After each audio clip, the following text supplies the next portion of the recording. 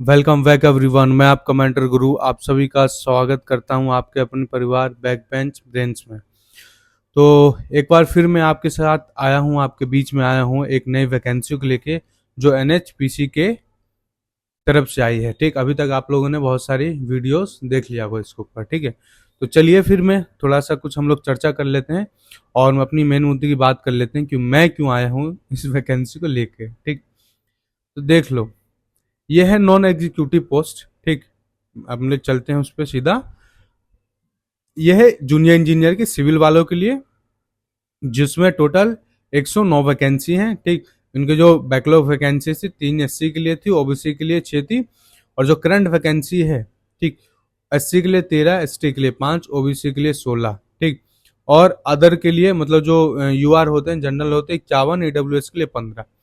ठीक, और ये है सेम इलेक्ट्रिकल वालों के लिए 46 वैकेंसी। ठीक, और मैकेनिकल वालों के लिए 49 वैकेंसी। ठीक है, और इसमें एक वैकेंसी है इलेक्ट्रॉनिक कम्युनिकेशन की भी। ठीक है, जो 17 वैकेंसी। ठीक, तो चलिए फिर अब इसके बाद है बात करते हैं हम लोग एप्लीकेशन फ़ी क्या है इसके लिए। तो भाई इन लोगों ने एप्लीकेशन फ़ी तो ऐसा दे दिया है कि पूछो मत, 708 रुपये, सब कुछ इंक्लूड करके, जो भी टैक्सेस वगैरह है, ये वो जीएसटी वगैरह सब इंक्लूड करके 708 वैकेंसी।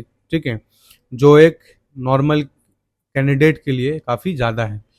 मुझे तो लगता है यार कि अगर किसी भी कम्पिटिटिव एग्जाम का फॉर्म आता है ना, तो उसकी जो फॉर्म फी है वो 100 रुपये से ज़्यादा होनी नहीं चाहिए। क्योंकि भाई जब इतना ही पैसा इंसान के पास रहेगा कि 700 800 रुपये, 1000 रुपये तुम्हारा एग्जामिनेशन फी भरेगा, तो वो कम्पिटिटिव एग्जाम की तैयारी क्यों करेगा? खुद का बिजनेस नहीं कर लेगा? ठीक है, तो गवर्नमेंट को भी समझना चाहिए कि एक मध्यम वर्ग का ही फैमिली से लड़का या लड़की कम्पिटिटिव एग्जाम की तैयारी करता है, सरकारी नौकरी की तैयारी करता है, तो उसके हिसाब से एग्जामिनेशन फीस भी होना चाहिए इन लोग का।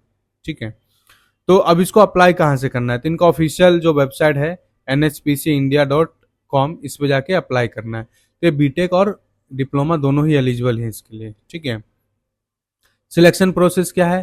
तो सिलेक्शन प्रोसेस क्या है कि भाई आप लोग का सीबीटी एग्जाम होगा, रिटर्न टेस्ट एग्जाम होगा एक। ठीक, उसके बाद आप लोग को डीवी के लिए बुलाया जाएगा, मतलब सिंगल स्टेज एग्जाम है, फिर डीवी फिर सिलेक्टेड, और कुछ नहीं है, सिर्फ 1 स्टेज एग्जाम है इसमें एनएचपीसी में। ठीक है, और जो आप लोग का जो है क्या बोलते हैं, मार्क्स होना चाहिए, जनरल ओबीसी है 40%, और इससे कम नहीं होना चाहिए, 30% से कम नहीं होना चाहिए। ठीक है, तो अब आते हैं नीचे हम लोग। हाँ देख लो, सिलेबस की बात कर लेते हैं कि एग्जाम होगा कैसे। देखो, जो इनका 3 घंटे का एग्जाम होगा, 200 क्वेश्चन होंगे। ठीक, और 140 क्वेश्चन होगा आपका जो भी जिस भी ब्रांच से है उस ब्रांच से। ठीक, और 30 क्वेश्चन होगा आपका जनरल अवेयरनेस का, 30 क्वेश्चन होगा रीजनिंग का। ठीक है, बहुत अच्छी बात है। तो अब देखो इस फॉर्म को कहाँ कब से कब तक अप्लाई करना है। तो देखो, ये जो वैकेंसी खुलेगी वो 2 सितंबर से ओपन होगी। ठीक, और क्लोज होगी अक्टूबर में, 1 अक्टूबर तक। ठीक, मतलब वही 29-30 दिन दिए इन्होंने। ठीक है, तो अब बात करते हैं हम लोग सिलेबस के ऊपर। तो मैं एक पर्टिकुलर एक सेपरेट वीडियो लेकर आऊंगा इसके सिलेबस के ऊपर। ठीक, तो मैं इस एग्जामिनेशन के लिए एक अलग से एक क्या करूंगा, एक मेंटरशिप प्रोग्राम लेकर आऊंगा मेरे इसी चैनल पे, जैसे मैं एसएससी जेई के लिए चला रहा हूँ। ठीक, और काफी बच्चों को हेल्प मिल रहा है और काफी ज्यादा प्रोग्रेस हुआ है बहुत सारे बच्चों को। ठीक है, तो जल्द ही आप लोग को इस एग्जाम के रिगार्डिंग भी एक मेंटरशिप प्रोग्राम मिलेगा, तो स्टे कनेक्टेड। तो चलिए फिर आप लोग अच्छे से पढ़िए, फिर मैं मिलता हूँ एक और नए वैकेंसी के साथ। जय हिंद, जय भारत।